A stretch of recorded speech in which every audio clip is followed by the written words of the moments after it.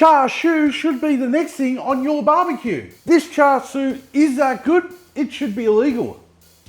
I'm Schuey, and in this video I'm going to show you how to make char siu using this off-the-shelf sauce I found at my local supermarket. So just sit back, grab a drink or two and let's get into it. For this recipe we're going to be needing some pork loin. I stopped into Gippsland Premium Meats and they had heaps on the shelf. So I grabbed these two and ran out the door before Mick could catch me and give me a cuddle. These actually don't need too much prep. Just remove them from the plastic. Just pat them dry with some paper towel and then cut in half lengthways. And now place them into a Ziploc bag ready for the marinade. Did you know the translation for char siu into English means yummy? So this char siu sauce was found at my local Woolies supermarket. I figured I may as well see if this gives the same flavour hit as making my own char siu. The instructions state cutting 450 grams of pork tenderloin into strips. Ha! Done! Then marinate with 3 teaspoons of Lee Kum Kee char siu sauce for 4 hours or more. Seems easy enough, but we're here to break the rules. We'll be adding 4 teaspoons for every 450 grams and we're going to let this marinate overnight. But only once we close the bag up and mix everything up, making sure all the pork is covered. With all the prep work done, sounds like it's beer time already. It's time to get the pork out of the fridge. It's funny how it seems like it was only mere seconds ago it went in. No, well, we'll just pop the pork aside, allow it to come up to room temp while we get the barbecue ready. It also seems like hours since we've had a drink.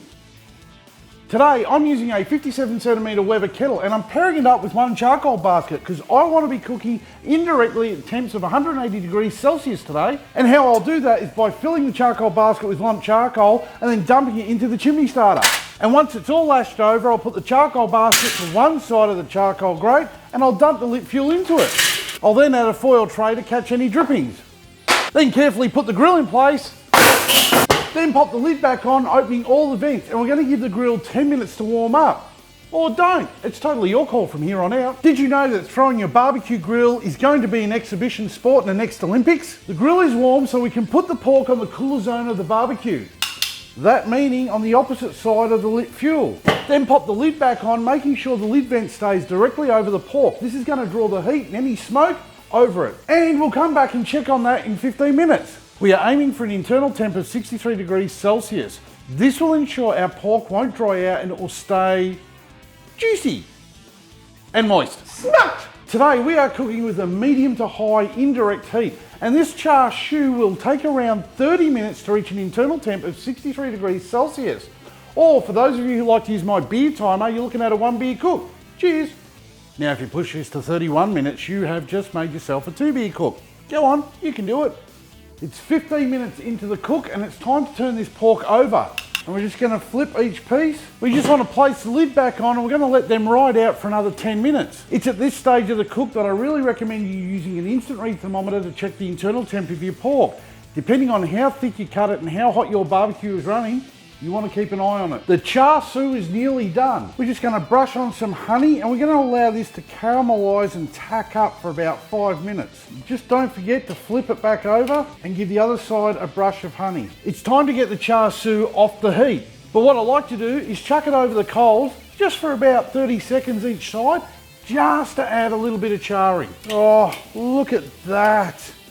How good does that look? It smells amazing. But what now? We let it rest for 3 minutes. But why 3 minutes? Because the general rule of resting meat is 1 minute per 100 grams. And these pork tenderloins were split in half, so they now weigh about 225 grams each. I know it's hard not to dig in straight away and eat some. You're just going to have to show some control. Char siu is so versatile and used in so many dishes. Fried rice, noodles, stir fries, and even as the main part of a dish. All it's left to do is to thinly slice it up across the grain. Did you know that some of you who subscribe to this channel forget to hit that bell button for notifications? Sticky caramelized goodness right there.